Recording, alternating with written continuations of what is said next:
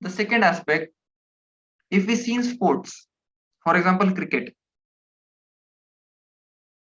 we see that many strategists or people sitting in the strategy room sit with their laptops and everything, all the setup that they need for data analysis, and the conclusions or few insights are given to the captain who is taking decisions on the field so that it will help team in decision making.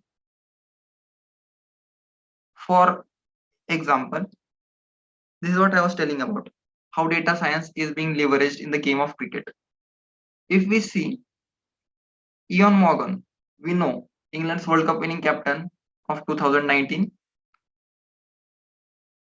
he used many a times we have seen that he used to get signals from the dressing room about few strategies or few decisions to be taken against a particular batsman or anything.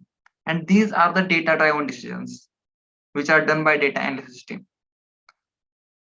So England's white ball analyst Nathan Lemon giving signals to the Morgan led side. So these are the things that data analysis can do. Again, the comparison of Virat Kohli versus top order of the best teams. These are few of the examples that we can see that are direct from data analysis.